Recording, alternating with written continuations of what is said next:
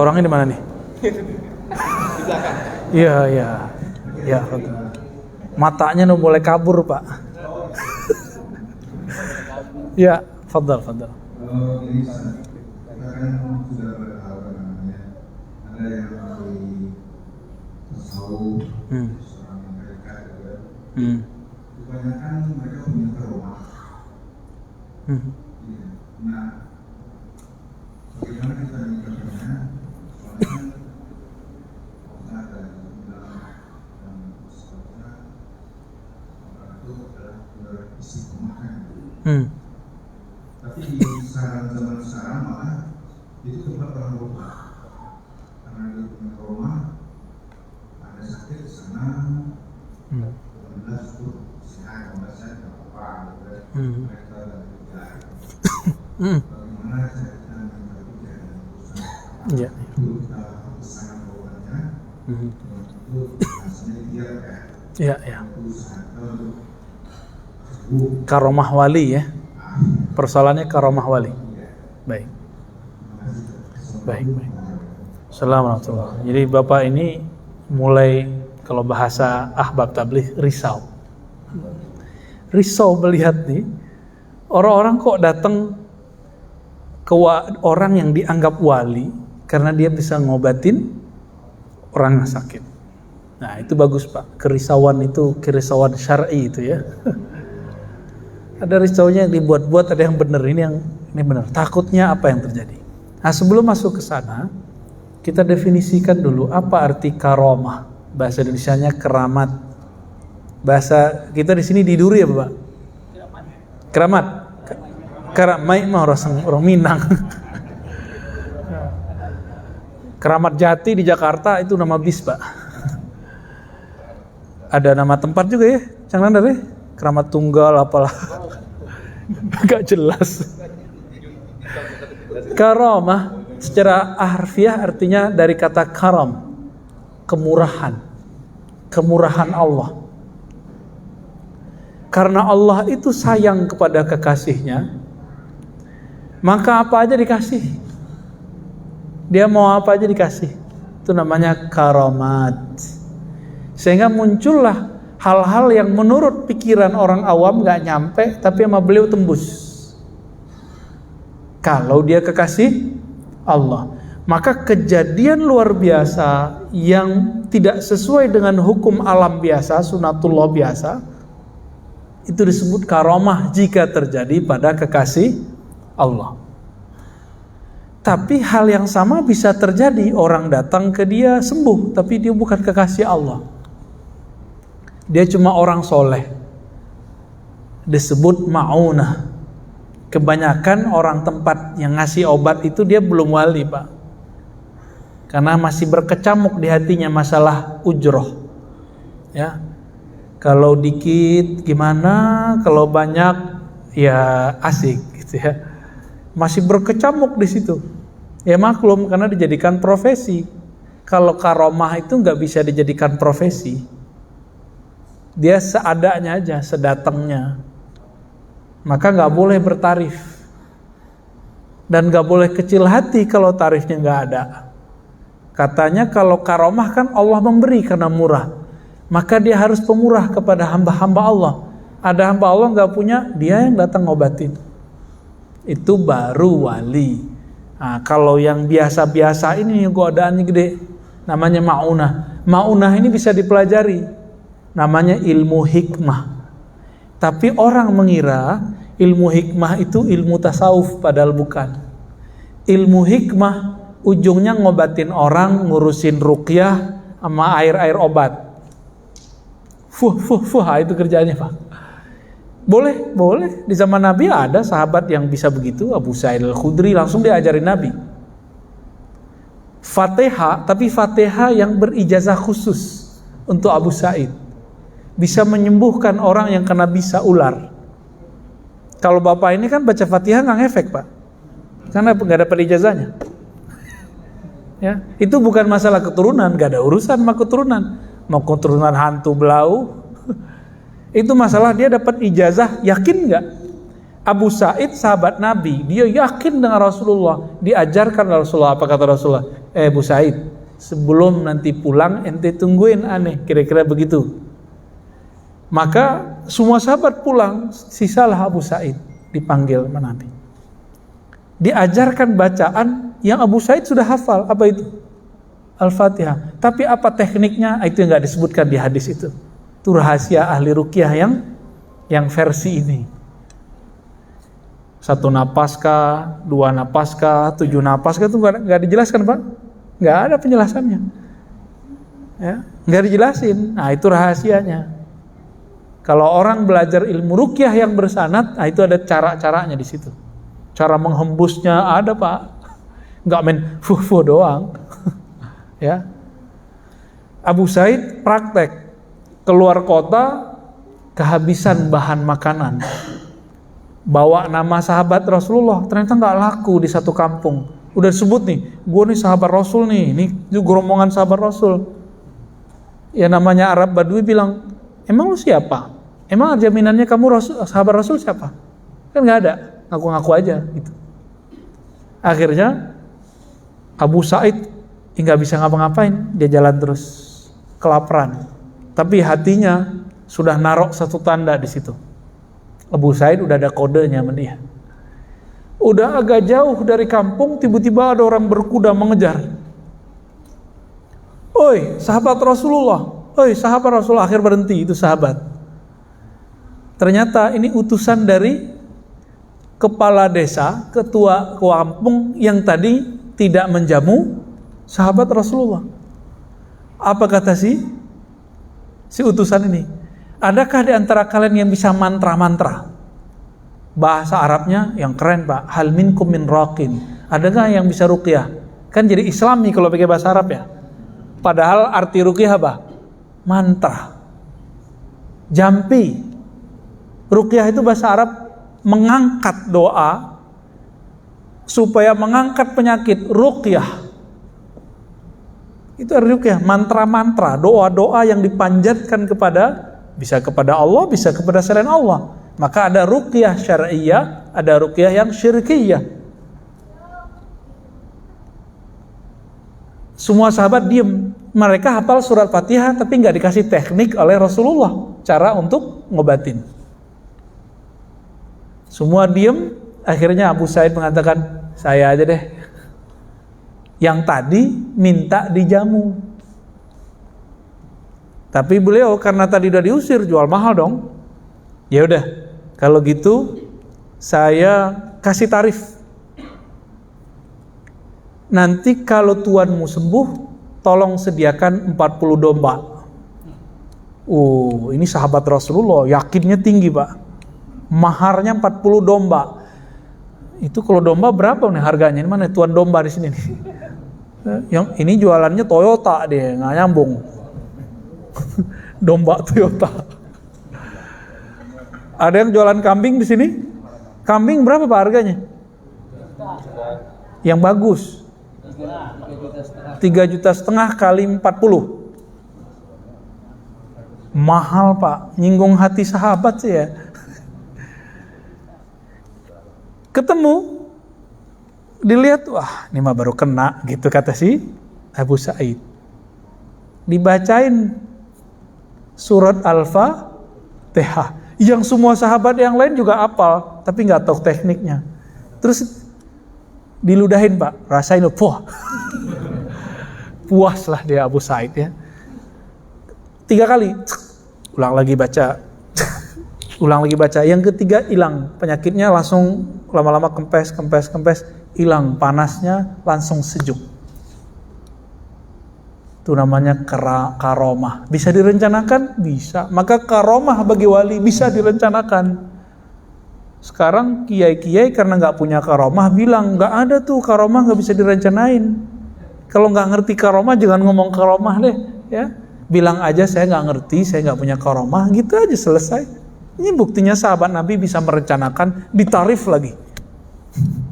Seru Pak ya kalau karomah bisa ditarif gitu. Sembuh. Girangnya bukan main, ini tuan kepala desa.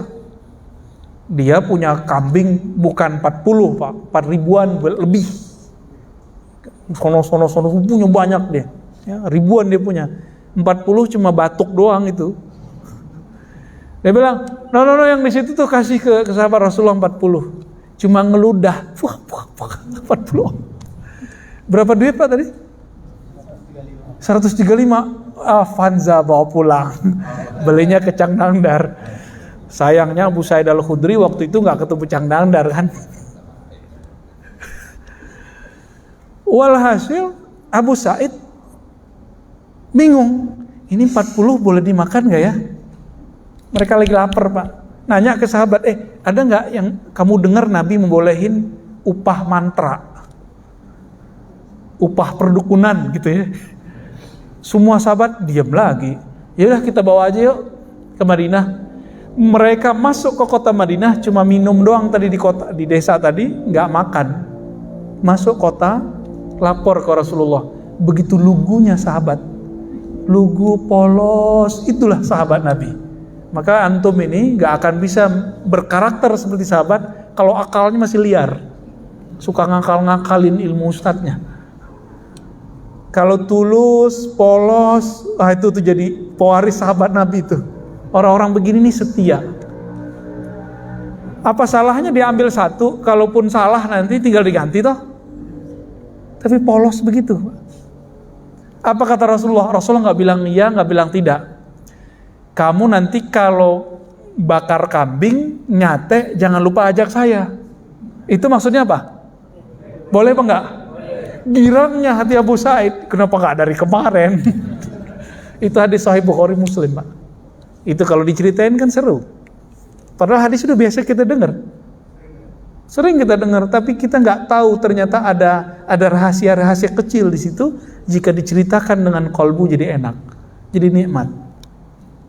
Mantra itu Pak, mantranya pakai Al-Quran, jadi karomah. Dipakailah sekarang oleh orang-orang yang training ruqyah. Apa ikut tuh karomah? Enggak, itu namanya ma'unah. Saya punya teman nggak sholat Pak, nggak sholat, kerjaannya macam-macam. Tapi kalau ada orang kesurupan sama dia dibacain ayat kursi, sembuh juga tuh. Jadi masalah ruqyah ini bukan masalah keturunan, bukan masalah dia sholat. Masalahnya kalau dia memanjatkan doa, dia yakin apa enggak. Bapak ini kan sholatnya banyak, tapi yakinnya juga banyak. Enggak banyak ya. Sholat banyak, tapi ragunya banyak. Bener gak ya? Bener gak ya? Ngefek gak ya? Ngefek gak ya? Gitu kan? Kalau mereka enggak, mereka polos. Orang-orang polos ini, ketika diajarkan apa? Yakinnya sempurna. Kalau ini suka bolos ini. Bukan polos. Coba Cangdangdar disuruh ruqyah nggak mau dia. Ya, paling maunya di ruqyah ya. Di ruqyah oleh Ruqayyah. Ya lanjut. Jadi karomah itu hadiah dari Allah. Buat siapa? Ya. Karomah itu bisa direncanakan oleh kekasih Allah kalau dia dikasih namanya Al-Ismul A'zam. Nama-nama kunci meminta kepada Allah. Ada Pak kunci-kuncian minta ke Allah. Iblis aja ada, makanya dia bisa abadi. Kalau iblis minta dengan kuncian itu bisa abadi. Sang wali cuma minta dikit doang, masa nggak dikasih sama Allah? Dikasih Pak. Maka wali Allah itu kalau udah tingkatan tertentu, dia minta abadi bisa. Tapi kalau dia tahu diri, dia nggak mau abadi. Karena kullu nafsin dha'iqatul maut. Dia harus melewati ini. Nabi Idris paham bab itu, maka dia buat skenario. Minta dulu mati. Ya Allah, saya pengen tahu dong cara mati gimana. Mati dulu Pak. Udah mati, dihidupkan lagi. Habis itu minta lagi, ya Rob, buat jalan-jalan ke neraka dong. Dibawa ke neraka. Habis ke neraka kemana? Surga. Habis ke surga nggak mau keluar. Tuh pinter kan Nabi Idris. Orang udah ngerasain mati. Jadi ketika ditanya, ente kenapa masuk surga? Kan ente belum mati. Dia jawab, siapa bilang saya belum mati? Saya kan udah mati. Itu. Jadi wali Nabi itu bisa berencana, tapi rencananya bagus. Ya bukan rencana yang bohong ya. Kira-kira begitu Pak ya.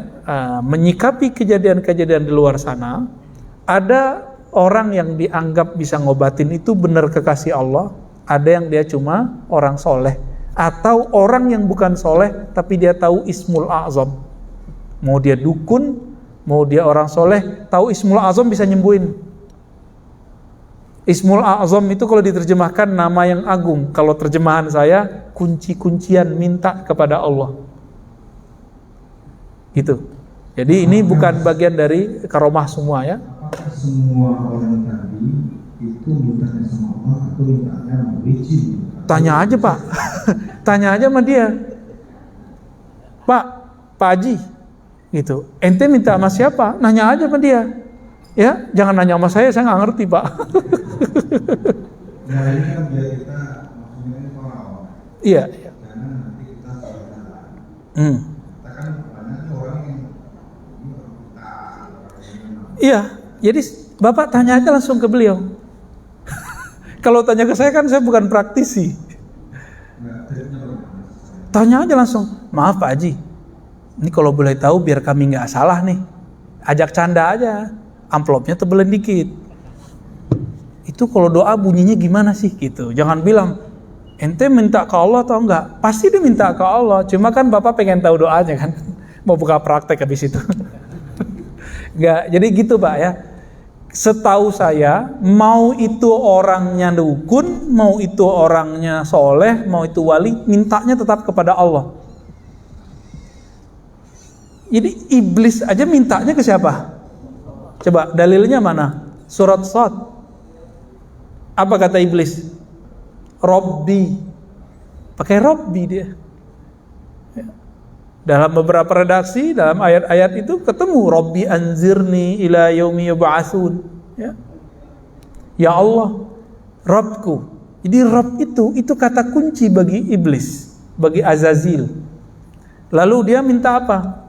Ketika ingin menyesatkan, dia panggil lagi nama Allah yang satu lagi, nama sifat, namanya Izzah. Bi'izzatika, dengan izzahmu aku akan menyesatkan mereka. Tuh, lancang kan iblis? Tapi karena Allah melihat dia meminjam nama Allah, Allah birain, udah ente pakai. Maka asma dan sifat itu bagi orang yang kenal rahasianya bisa jadi peluru, bisa jadi senjata. Mau dia wali, mau dia ustadz, mau dia dukun, mau dia dajjal sama. Dajjal itu Pak diajarin Jibril waktu kecilnya. Kan begitu di surat Toha ya. Dia diajarin Jibril. Jadi Nabi Musa nanya, "Hei Dajjal, kamu pakai ilmu apa sih? Kok bisa bikin patung ngomong?" Apa jawaban dia? "Aku waktu kecil dibimbing oleh Jibril, basurtu," begitu kalimatnya. Dikasih penglihatan yang spesial, visi yang spesial. Jadi 10 tahun awal itu kan diajarin Jibril. Itu perintah dari Allah. Buka tafsir Ibnu Katsir, kira-kira begitu isinya. Diajarin asma-asma. Harapannya si Dajjal kecil dulu namanya Samiri atau Musa As-Samiri, ada Musa bin Imran, ada Musa bin Sam'un As-Samiri. Harapan kembali nyembah Allah, tapi kan enggak. Pakai asma loh dia Pak, mintanya kepada Allah. Bedanya apa? Dukun, wali. Bedanya cuma satu. Wali itu membantu karena Allah. Kalau dukun membantu, belum tentu juga Pak. Belum tentu. Kalau duit itu yang tengah-tengah. Yang antara wali sama dukun ini. Jadi ada yang dia mau menantang Allah, itu ada juga. Nah, ada yang nyerempet ke fulus, betul Pak. Ya. Nanti kalau Bapak juga pakar ruqyah, pasti ada bisikan itu. Ya, teman saya ahli Quran, udah dipegang tuh orang sekampung, megang tetangga dia, nggak sembuh-sembuh, sama dia ditiup doang, sembuh. Besok-besok laku, tapi tarifnya TKS. Terima kasih. Jam 12 malam ngantuk-ngantuk dipanggil, akhirnya dia tutup, dia pindah Pak. Nggak terima ruqyah gitu. Karena nggak ada tarifnya. Jadi orang hafiz Quran aja bisa tergoda Pak, apalagi yang bukan hafiz Quran. Kira-kira gitu Pak ya. Wallahu a'lam bishawab. Ya. Udah. Ada ini Fadhal. Apakah ruqyah boleh bertarik dan apakah ada dalilnya boleh tarik dalam ruqyah? Tadi hadis Bukhari dan Muslim yang kita sadur dalam bentuk kisah tadi itu adalah dalil boleh ruqyah bertarif. Itu dalilnya. Mahal nggak Pak? Tadi berapa dalilnya? Berapa harganya tuh? 40 domba, 130-an juta. 120-an ya? 175. Masya Allah, Bapak naikin sendiri Pak. Kayaknya mau praktek nih Pak. Jadi ini dalilnya teman-teman yang muliakan Allah, ruqyah bertarif. Tapi yang berhak begini kan cuma sahabat Abu Sa'id. Orang-orang kayak kita mana pantas, ya? Emang kita bisa seperti Abu Sa'id? Mungkin Ustaz, Ya. karena tidak ada makanan bisa pasang tarif. Kalau itu jadi profesi itu tidak boleh. Kan nggak ada juga dalilnya. Kalau nggak jadiin profesi dilarang kan nggak ada Pak. Karena ada sahabat lain yang emang kerjaannya ngeruqyah. Namanya, seingat saya, Ibnu Malik Al-Asja'i. Jadi dia datang kepada Rasulullah dan mengatakan, wahai Rasulullah, dulu waktu zaman jahiliyah saya seorang peruqyah. Lalu Nabi mengatakan, coba bacain ruqyahmu. Dibacakanlah, ternyata nggak ada di situ syirik. Berarti sudah ada profesi ruqyah sebelum Islam datang. Ada Pak profesi. Dan itu Nabi bolehkan. Apa kata Nabi? Siapa yang sanggup memberi manfaat kepada saudaranya, fal yanfa'. Maka sebarlah manfaatnya. Ada perintah begitu. Boleh Pak. Kayaknya Bapak mau buka juga nih. Udah 2 nih. Bisa-bisa yang di Pekanbaru gak laku ya. Gak, itu ada tekniknya, ada ijazahnya, ada segala macam, ada daurahnya sebenarnya. Kalau orang-orang dulu karena diturunkan ke anak, maka bernamalah nanti turunan. Padahal itu nggak mesti turunan. Itu masalahnya adalah mau nggak ngajarin ke orang gitu. Itu bisa dipelajari Pak. Bapak mau belajar? Bukan sama saya, sama teman saya aja ya. Ada teman kita yang bisa ya? Siapa? Cang Nandar. Abakib. Ya lanjut. Apalagi? Khalas. Ya. Dan Assalamualaikum warahmatullahi wabarakatuh. Saya paling rajin juga lah dengan firman Ustaz. Hmm. Saya sering mengikuti juga. Cuma ada satu jadi pertanyaan dengan Ustaz. Ya. Tadi udah Ustaz singgung masalah zikir qalbu. Jadi saya sendiri alhamdulillah sudah mencoba. Di situ kita sering terjadi seperti gangguan-gangguan seperti itu Ustaz. Jadi apa tamin kita atau apa cara kita membedakan ini dari Allah, ini dari syaitan? Bapak belajar sama siapa? Selama ini saya coba di Online. ikuti online Pak. Loh kan di online saya ngomong, jangan ambil zikir lewat online. Nggak boleh, haram hukumnya. Ini saya ulangi lagi ya. Tidak boleh ngamalin zikir via online. Ini akibatnya nih, Bapak ngalamin kan? Dan ini bukan 1-2 orang loh Pak. Karena sudah ada yang gila di luar sana ngamalin ijazah zikir via YouTube, kan banyak tuh channelnya. Ijazah zikir apa macam-macam namanya. Ya. Sugih gitu ya.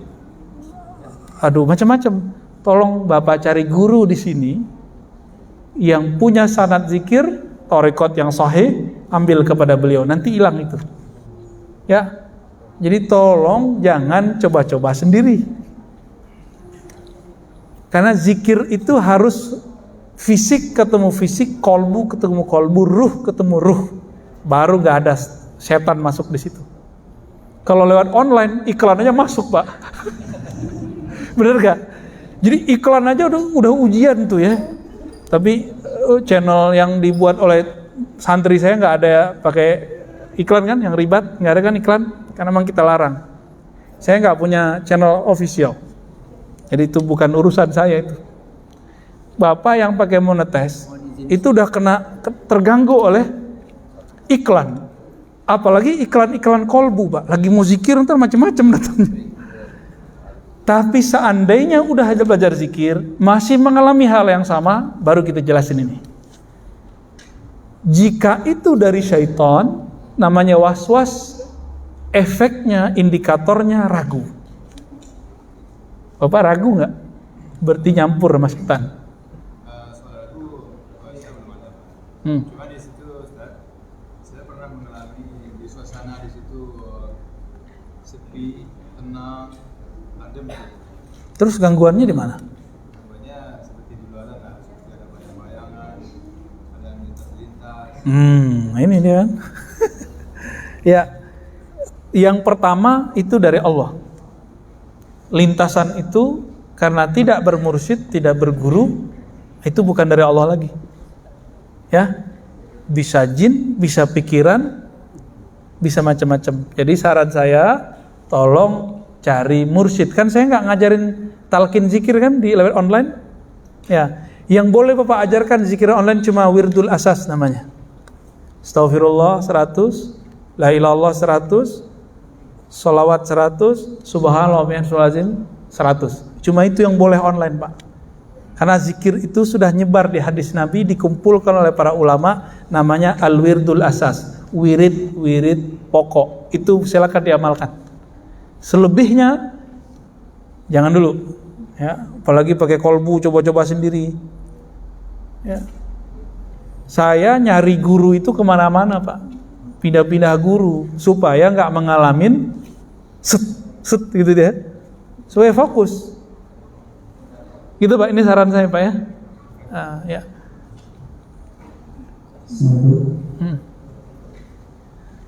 Assalamualaikum warahmatullahi wabarakatuh. Assalamualaikum. Izin bertanya Ustaz, nama saya Muhammad Injen. Saya tadi kan kita membahas tentang masalah tasawuf Ustaz.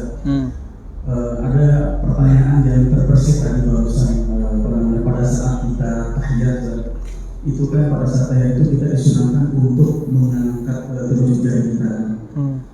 Sebenarnya kalau dari kajian tasawuf itu ada nggak apa namanya itu apa ya? Karena kalau secara ini kan itu kan hanya mengangkat apa sih artinya itu mengangkat apa namanya telunjuk itu kayak kita pada apa namanya ibadah Rasulullah juga mengangkat segala. Tapi adakah mungkin kalau dari apa namanya ulama itu punya kajian yang memang saya yakin pasti ada rahasia Allah di situ. Iya. Assalamualaikum. Tidak ada satu gerakan pun yang Nabi wariskan zahirnya kecuali ada hakikatnya. Mengangkat tangan pun ketika kita takbir itu ada hakikatnya Pak, ada batinnya. Ruku kenapa punggung lurus, apalagi gerakan waktu tasyahud ya. Asyhadu alla ilaha. Cara Bapak isyarat gimana? Begini ya? Enggak, dia dilepas ini. Ini dilepas, bukan begini juga. Ini namanya nunjuk orang. Dilemesin. Apa kata sahabat Nabi? Hannaha. Nabi membengkokkannya sedikit, melemeskannya. Jadi lembut, enggak kenceng begini. Karena kalau tegang berarti tidak benar. Sholat itu merehatkan. Kalau rehat itu kita biarkan dia rileks. Kalau ini rileks gimana? Dia diginiin atau dibiarin? Nah dibiarin begini nih, bengkok nggak jadinya? Maka Pak begini Pak jadinya. Betul ada satu riwayat di Nasai itu begini. Cuma riwayat yang arjah, yang kuat menurut ulama kita itu dilepas. Gini. Guru kita dulu Syekh Taufik Al-Buti mengatakan ini seakan-akan membentuk angka 5 tapi belum sempurna. Sedangkan ini 3. Saya nggak nyampe dulu beliau jelasin 5 3 itu maksudnya apa dulu nggak jelasin. Ya. Cuma mengatakan seakan-akan itu khamsah wa hazihi salasah. Gitu doang ngomongnya. Ya. Namun secara pendekatan qalbiyah idza dzukirallah wajilat qulubuhum, disebut nama Allah qalbu bergetar. Dalam surat Az-Zumar ada tambahan taqsya'irru minhu juludul ladzina yakhshawna rabbahum. merinding, bergetar karenanya. Karena apa? Karena Al-Quran, karena zikir, karena tauhid. Kolbu orang yang takut kepada Allah. Maka ketika ngangkat itu dia kayak bergerak. Ini yang disebut tahrik. Jadi menggerakkan itu bukan dari at-tahiyatul mubarakatul salawatut thayyibatul ilah. Itu ganggu orang samping, ya benar enggak? Itu getaran munculnya dari dalam. Asyhadu an la ilaha illallah, bergetar dia, Pak. Cobain aja kalau baca la ilaha illallah dari kolbu, dia bergetar dia, karena lembut. Badannya dilemesin. Cobain aja sendiri. Itu yang disebut fayuharrikuha. Nabi menggerakkannya, itu dia. Gerak yang digerakkan. Salat itu kan asalnya dari Isra Mi'raj Nabi. Nabi Isra Mi'raj itu bergerak sendiri atau digerakkan. Nah, itulah kira-kira ya. Tapi kalau kita belum punya getaran itu, angkat aja Pak dikit, asyhadu la ilaha illallah. Ya, meniru orang yang bergetar. Lumayan. Tasyabbuh bisalihin, menyerupai orang soleh, falah, dapat kebaikan. Ya, cukup. Satu lagi. Oh, ini belum saya baca ini. Apa maksud hadis sesungguhnya iman akan kembali ke Madinah sebagaimana kembalinya seekor ular ke dalam sarangnya? Karena Salafi menjadikan hadis itu sebagai ukuran kebenaran ajaran mereka. Iman membalik. Salafi mah belum jelas. Gak ada urusannya itu, ya. Imam di Madinah dulu siapa? Imam Malik bin Anas, gurunya Imam Syafi'i. Orang dulu memahami hadis itu ya Imam Malik. Sekarang dari mana dasarnya hadis itu membenarkan hadisnya untuk orang Salafi? Kan gak ada. Kita tunggu aja Pak nanti. Itu maksudnya nanti di akhir zaman iman itu ruh spiritnya akan kembali ke Madinah. Sekarang lagi keluar semua hari ini. Nanti akan kembali. Nah, di akhir zaman, ya ini zamannya. Kapan dia kembalinya kita nggak tahu. Salafi ini kan lupa diri Pak. 1924 mereka baru menguasai Mekah Madinah. Terus sebelumnya kemana? Nggak ada. Baru muncul 700-an. Wafat kan 708 Syekh Ibn Taimiyah. Ya, bolak-balik masuk penjara di Damaskus, masuk penjara di Kairo, pindahin kemana-mana. Nggak ada di Mekah Madinah dulu. Nggak ada di Mekah Madinah. Baru 728 Hijriah. Sekarang 1442. Berarti kalau 1924 berapa Hijriah itu dulu? Hitung aja sendiri ya. Jadi setelah sekian abad baru mereka menguasai Mekah Madinah. Terus mereka GR. Selama sekian abad gak masuk dihitung. Mana bukti dari hadis itu bahwa ini hadis untuk mereka? Kan gak ada. Itu penafsiran namanya. Kalau dia boleh menafsirkan, kenapa kita gak boleh menafsirkan? Mereka bilang itu adalah kelompok kami. Ya udah kita bilang kelompok kita kali. Kan nggak ada batasannya di situ. Kelompok siapa? Ini kan udah mulai Pak. Dulu khutbah di Madinah nggak ada pakai Sayyidina. Sekarang pakai Sayyidina kebanyakan khotibnya. Kenceng, malah sedang ngajain tuh khotibnya. Allahumma sholli ala Sayyidina. Begitu kadang-kadang. Udah kayak di Indonesia aja perasaannya. Cuma bismillahnya masih ngikutin mazhab Hanbali, nggak apa-apa. 1924 mereka membuang simbol-simbol mazhab, menyatukan semua mazhab dan membuang mazhab-mazhab yang ada buat satu sendiri. Ini membunuh ya semacam perkembangan keilmuan fikih. Mereka lupa gitu. Tapi sebenarnya saya mau ngebahas beginian Pak. Udah panas. Tadi makan kambing soalnya.